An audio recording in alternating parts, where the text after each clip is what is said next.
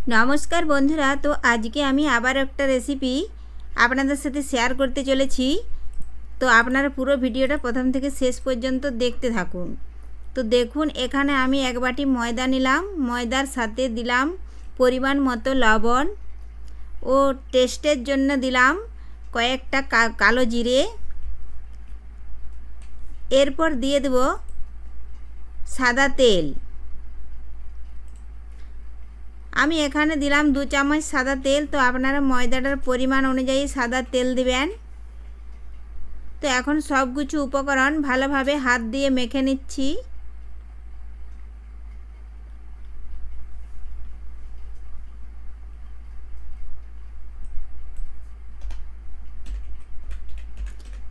देखुन बंधुरा एभाবে माखिए आमी एखन एकटू एकटू जल दिए एकटी डो बानिয়ে नेब।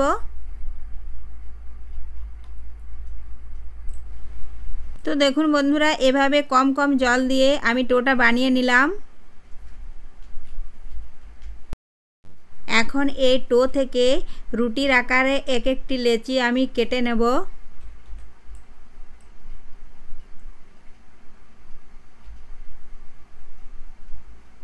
দেখুন এভাবে লেচিগুলো আমার কাটা হয়ে গেল। এদিকে একটা কাচের বাটি নিয়েছি, সেখানে দিয়ে দিলাম 1 চামচ কর্নফ্লাওয়ার, স্বাদ মতো লবণ, হলুদ গুঁড়ো, লঙ্কার গুঁড়ো ও জিরে গুঁড়ো। এখন সমস্ত উপকরণ জল দিয়ে একটা পাতলা বাটার তৈরি করে নেব। দেখুন এভাবে কম কম জল দিয়ে আমি একটা পাতলা বাটার তৈরি করে নিলাম। তো বাটার তৈরি হয়ে গেছে। এখন এর উপরে দিয়ে দেব রসুন কুচি,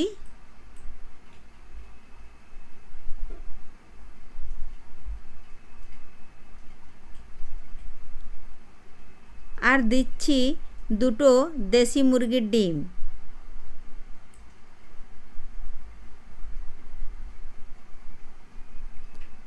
তো ডিমগুলো ফাটিয়ে নিলাম।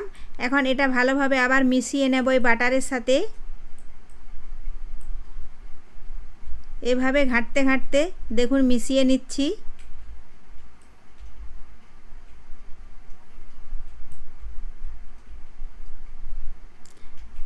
ভালোভাবে মিশিয়ে নিলাম। এখন ওই লেচিগুলো এক একটি আমি রুটির আকারে বেলে নেব।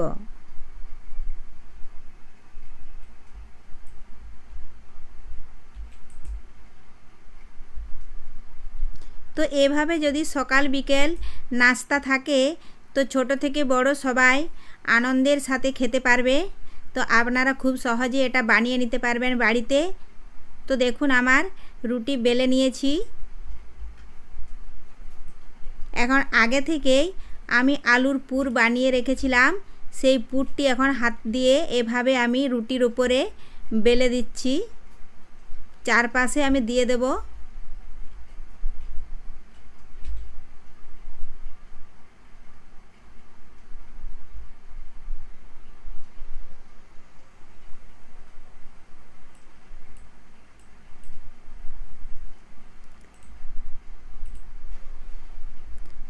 দেখুন দেওয়া হয়ে গেছে। এখন দু হাত দিয়ে এভাবে আমি মুড়ে একটা রোল বানিয়ে নিচ্ছি।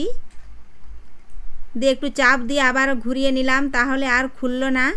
তো এখন একটা ছুরির সাহায্যে এভাবে আমি রোল কেটে নিচ্ছি।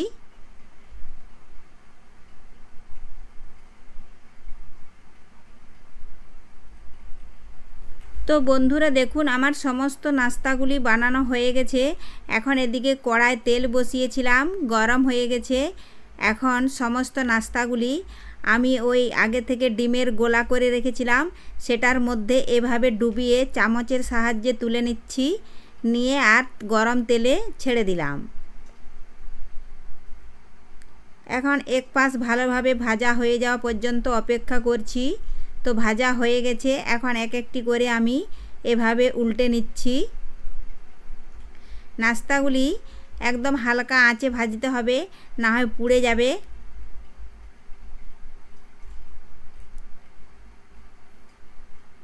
তো দেখুন বন্ধুরা আমি 4টে নাস্তা দিয়েছিলাম। তো 4টে আমার ভালোভাবে ভেজে নেব।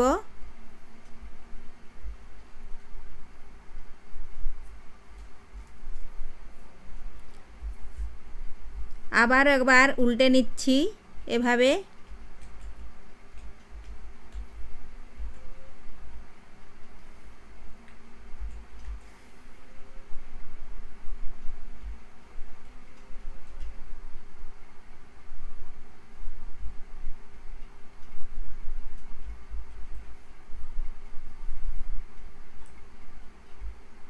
তো বন্ধুরা আমার ভাজা হয়ে গেছে ভালোভাবে। এখন আমি ছান্তা দিয়ে তুলে নিচ্ছি। একটু তেলটা ঝরিয়ে নেব এখানেই।